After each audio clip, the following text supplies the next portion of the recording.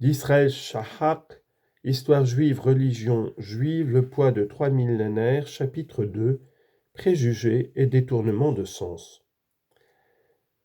La première difficulté inhérente à notre propos tient à ce que, depuis ces 150 dernières années, le terme juif a pris dans l'usage courant deux sens très différents. Pour mieux comprendre cette nouveauté, reportons-nous par l'imagination en l'an 1780.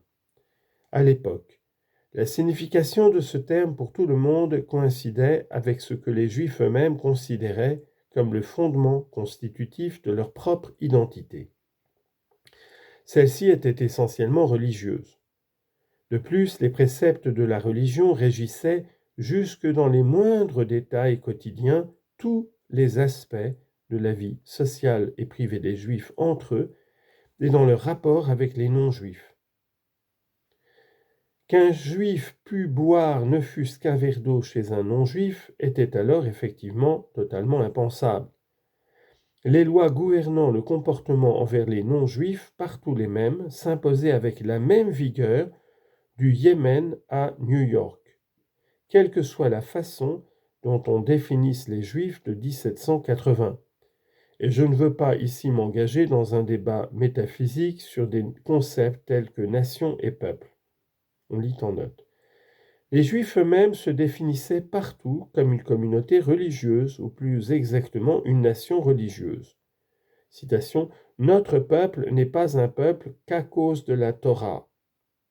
Cette formule d'une des plus hautes autorités juives du Xe siècle, Rabbi Saadia HaGaon, est devenue proverbiale. Fin de note. Une chose est claire, toutes les communautés juives de l'époque étaient séparées des nations non juives au milieu desquelles elles vivaient.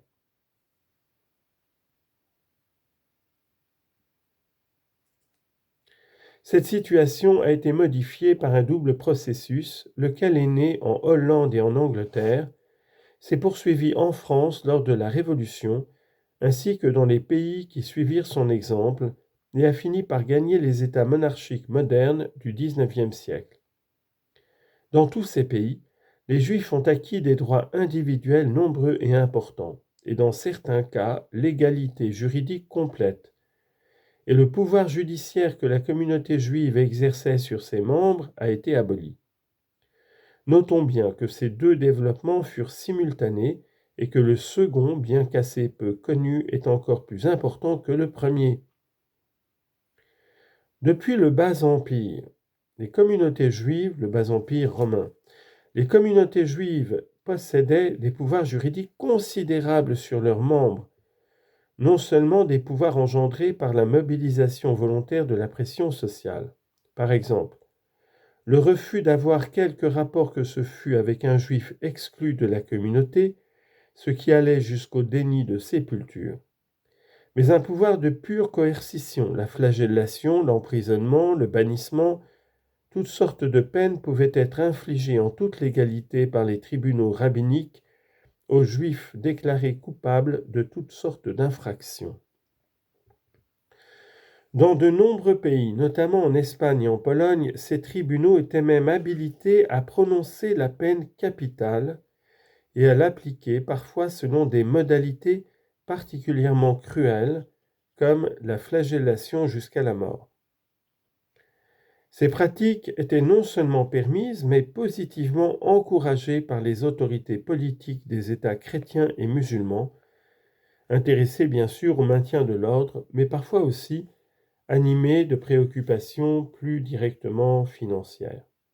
Ainsi, dans les archives espagnoles des XIIIe et XIVe siècles, on trouve de nombreuses ordonnances détaillées des rois très catholiques de Castille et d'Aragon, enjoignant à leurs non moins catholiques gardes de police de veiller à la stricte observance du Shabbat par les Juifs. Il faut dire que, sur toute amende infligée par le tribunal rabbinique pour violation du Shabbat, les 9/10 revenaient à la couronne. Et ça fait pas mal. Citons un autre cas de cette époque révolue. Peu avant 1832, le célèbre rabbin Moshe Sofer de Pressburg, aujourd'hui Bratislava, ville du royaume de Hongrie, alors dominé lui-même par l'Autriche, adressa des responsa, c'est-à-dire des avis autorisés, à des coreligionnaires de Vienne, la capitale impériale où les Juifs s'étaient vus déjà octroyer des droits individuels considérables par l'empereur Joseph II à partir de 1782. Depuis que la congrégation juive de Vienne n'a plus le pouvoir de punir les auteurs d'infractions, se lamente Sopher, les Juifs de cette ville se sont mis à négliger les observances. Alors qu'ici à Presbourg, quand j'apprends qu'un commerçant juif a osé ouvrir son magasin pendant les fêtes mineures, j'envoie aussitôt un gendarme pour le mettre en prison. Tel était le fait social le plus important de l'existence juive avant l'avènement de l'État moderne.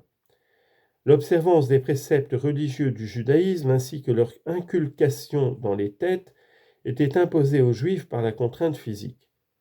On ne pouvait y échapper qu'en se convertissant à la religion dominante, solution qui, vu les circonstances, équivalait à une rupture sociale totale avec sa famille, ses amis, son quartier, sa communauté, et était donc virtuellement impraticable, sauf en période de crise religieuse. On lit en note, tous ces aspects sont en général omis dans l'historiographie juive courante pour propager le mythe selon lequel les Juifs auraient conservé leur religion par miracle, ou par grâce, ou par ferveur extraordinaire. Ah, on ne sait quelle force mystique qui leur serait propre. Fin de note.